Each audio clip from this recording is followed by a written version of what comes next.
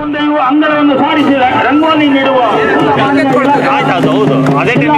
ಅಧಿಕಾರಿ ವೃಂದದವರಿಗೂ ತಾಲೂಕು ಆಡಳಿತದಲ್ಲಿ ಒಳಗೊಂಡಂತ ಎಲ್ಲ ಮಾನ್ಯ ಅಧಿಕಾರಿಗಳನ್ನು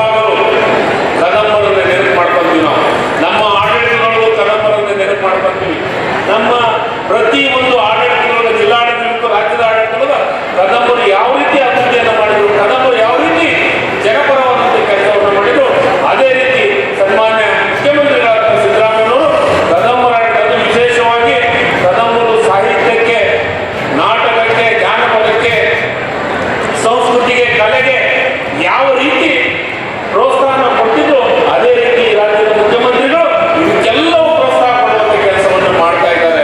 ಯಾಕಂದ್ರೆ ಆ ಇಲಾಖೆ ಮಂತ್ರಿಯಾಗಿ ನಾನು ಯಾವಾಗ ಬೇಕಾದ್ರೂ ಯಾವ ಟೈಮ್ನಲ್ಲಿ ಬೇಕಾದ್ರೂ ಎದಕ್ಕೆ ಬೇಕಾದ್ರೂ ದುಡ್ಡನ್ನು ಕೊಡುವಂಥ ಕೆಲಸವನ್ನು ಯಾರಾದರೂ ಈ ರಾಜ್ಯದಲ್ಲಿ ಮಾಡಿದ್ರೆ ಸನ್ಮಾನ್ಯ ಸಿದ್ದರಾಮಯ್ಯನವರ ಮಾತನ್ನು ಇಲ್ಲಿ ಹೇಳಲಿಕ್ಕೆ ಇಷ್ಟಪಡ್ತೀನಿ.